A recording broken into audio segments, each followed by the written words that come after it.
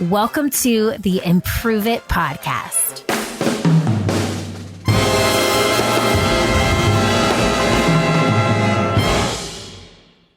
The year is 2022. You've undergone 2 years of a global pandemic, a social pandemic, countless school shootings, political turmoil, vaccines, isolation, re-entering the world, more isolation, news on news on news, and opinions that become news. Do you know how you have received all of this intel, my Improve It peeps? Through a tiny device that you can hold in the palm of your hand. This device is in your hand when you work out, when you meditate, when you shower. It's near the shower, okay, playing music. When you work, when you play with your kids, when you need a break, and when you don't need a break, but it calls you to come, take a break, pick me up, open me, look at me, distract. Speaking of breaks, did this monologue not make you want to break? Spitting some harsh truths here, my beautiful Improve It peeps. After the past 2 years, I have realized that a lot of the anxiety that I've been experiencing is due for sure in part to the world around me. And I'm talking about for me. I mean, a global pandemic and a social pandemic had an extreme impact on my life and on my business. But I also realized that all of these opinions and ideas and articles about health were affecting my health. For example, from my phone, I could research my newest ailment that I was for sure was COVID, but turned out not to be. I did have COVID once, okay, and after a quick Google search and test, it was confirmed I did have it, but all the other times when I didn't have it, a Google away was my newest ailment. I could also find a new recipe for Moscow mules because I missed having cocktails in real life in restaurants. From my phone, I could also see what my friends were up to at any moment, plus hear their opinions on what was going on in the world. Technology is such a blessing. It connects us in so many ways.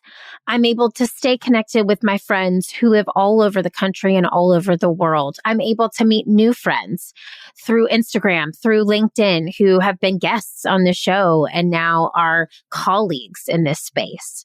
I've been able to find clients and go places I never dreamed of because of this technology. But it can also be all-consuming. How can we know when our plates are too full with technology? Just like food, we need to realize when to stop consuming.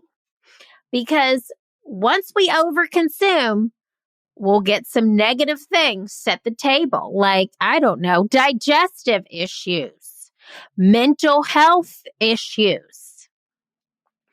So if we establish boundaries so that we are healthy, just like boundary setting with food, what we put into our minds fuels us. What you put into your body as a food item helps you, fuels you. It gives you that fuel that you need for the day. And what you put into your mind fuels you. And what you put into your mind is given power. I realized the impact that technology was having on my life, especially over the past 2 years. Not only was I constantly working on my laptop, which, by the way, I have developed severe back issues because I am working from a computer far more than I was pre-pandemic. I was also spending many nights doom scrolling, I was feeling like I was always supposed to have an opinion on the latest news headline. I was feeling run down and sad constantly. I was having what we can call compassion fatigue because there were so many events that continuously happened in our world that we constantly had to keep reacting to. And I was starting to become more consumed with others' lives on social media than my own. Do you realize how far we've come with technology? I'm 39. 10 years ago, we barely had Instagram. It was like used for filters. I literally went on it to create a filter of a picture. I had no clue how to use it. Facebook had been in existence, so that was a thing. But 20 years ago, oh my God, I was talking to a friend about this the other day.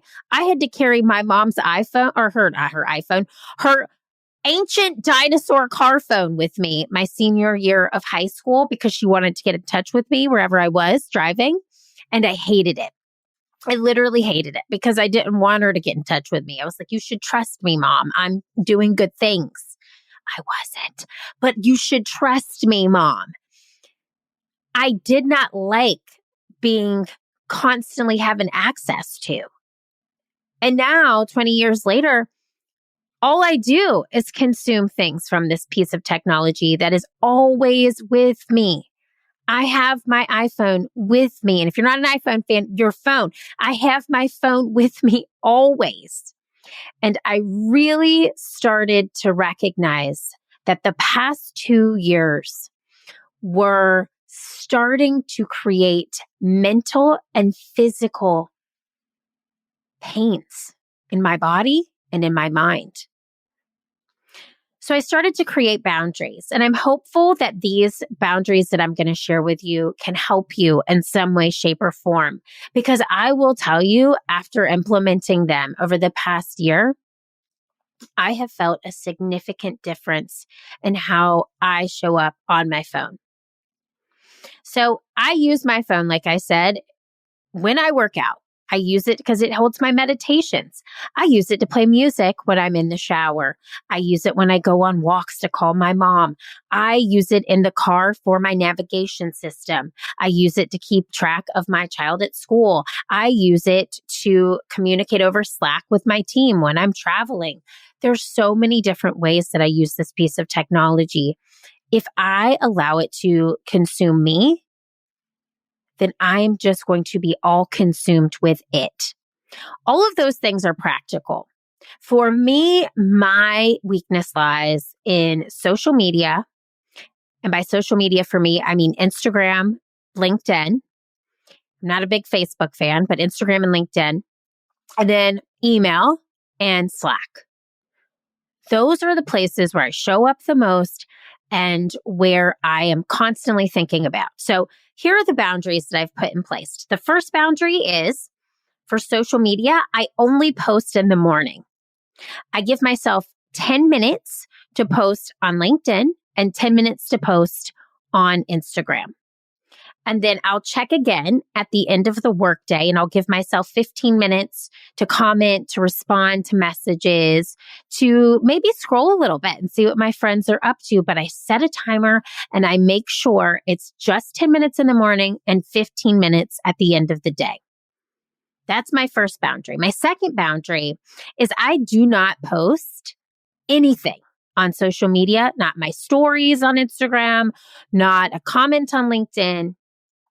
I don't post a single thing on the weekends, period. And I try my very best to not scroll. Friday nights are usually where I catch myself scrolling, but after Friday, I'm generally in my weekend with my family, feeling lighter without social, to be honest. Number 3, here's my third boundary.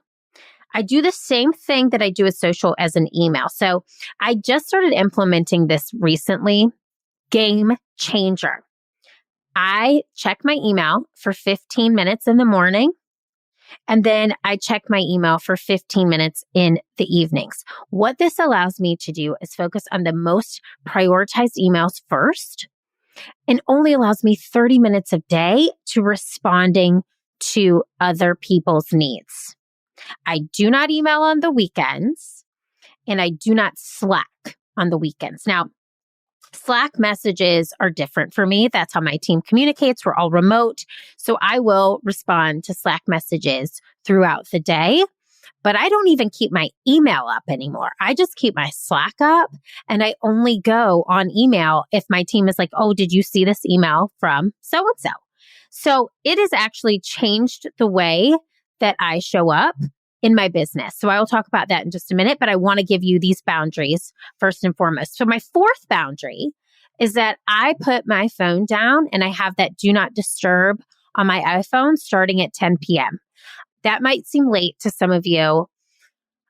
I cannot go to bed earlier than 11 p.m. It's just not possible. I don't know why. I want to. It's not in my circadian rhythm. Okay. So I put this phone down at 10 p.m.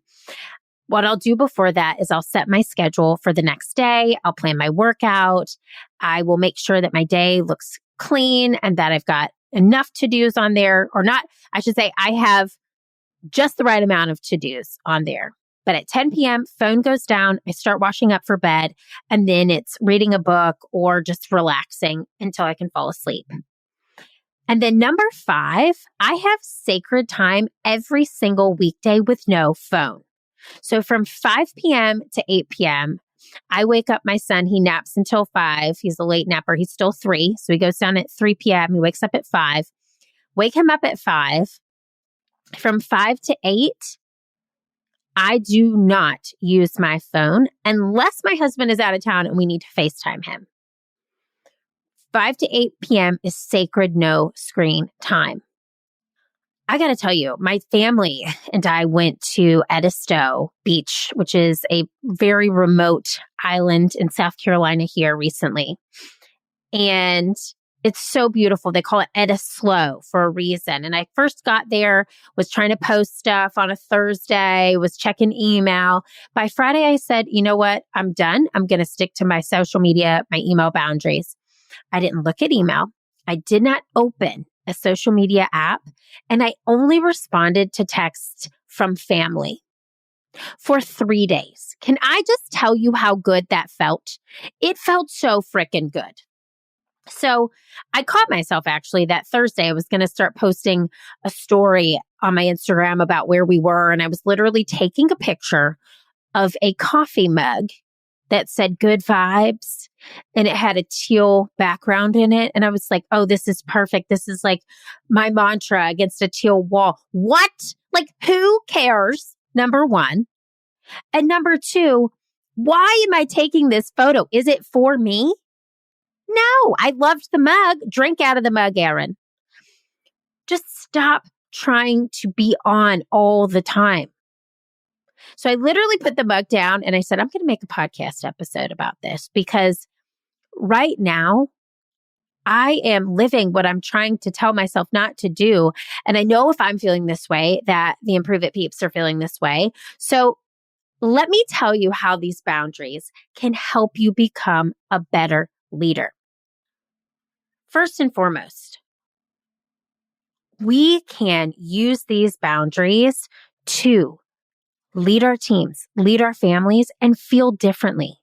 So stay tuned, because I'm going to take these boundaries and remind you what you can do with your leadership and with your parenting, or wherever you are, friendship, whoever, to become a better you. So number 1, those social boundaries that I put in place, they make me excited to share in those times that I'm actually sharing.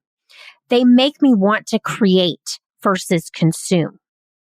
Too much of that consuming means that I'm full of opinions and I'm full of ideas that aren't my own. Number 2, not posting on weekends makes me a more present parent, a more present friend, a more present partner, a more present daughter, a more present name your title here. So when I'm taking a picture, posting it, or I'm trying to create a caption, I'm missing the moments that are happening in front of my face. I will take the pictures. Let me tell you that for free. I will take the pictures, but I won't post them. I'll post them Monday morning. That's when I post them. and I will show up at work refreshed. Number 3, no emailing and no slacking and limited emailing makes me focus on my priorities. It makes me focus on the tasks and the to-dos that make our business move forward versus responding to somebody else's needs. Now, you have to email. Email is the way that we communicate in this business world. So know that you can't get rid of email completely, but you can get rid of how you respond and when you respond. If you haven't read the book, The 4-Hour Workweek, I love it so much. It's all about outsourcing. And truly, this is the title is very, what's the word I'm looking for? The title makes you want to buy the book. Clickbait, that's the word I'm looking for. But really, it just comes down to setting boundaries. So it really does help me get the task done and make me not jump from idea to idea to idea, but focus on my own. And then when I have those incremented times to go back and respond to emails, I am in the mindset of helping others. So think about that.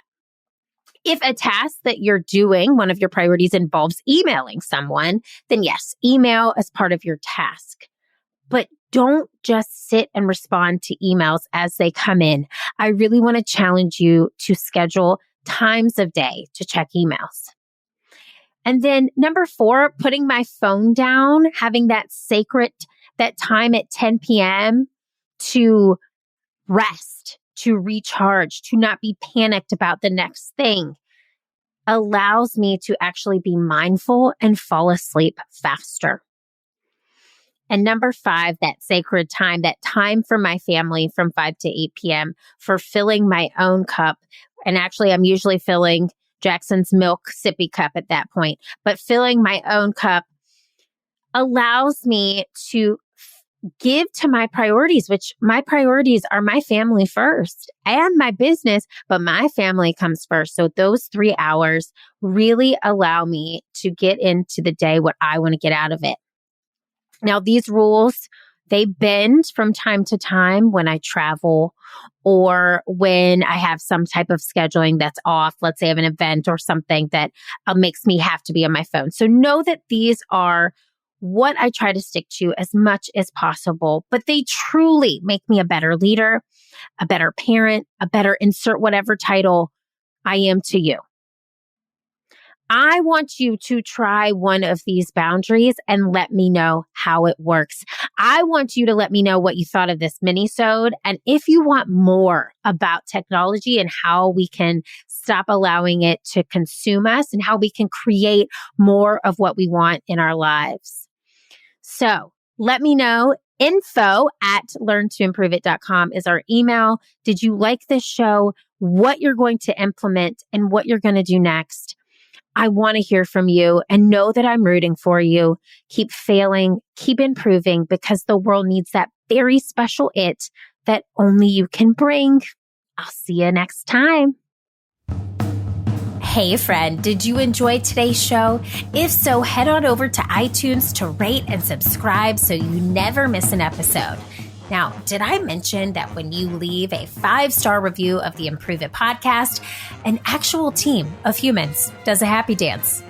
That's right. So leave a review for us on iTunes, screenshot it, and send me an email at info@learntoimproveit.com. I'll send you a personalized video back as a thank you. Thanks so much for listening. Improve it, peeps. I'll see you next Wednesday.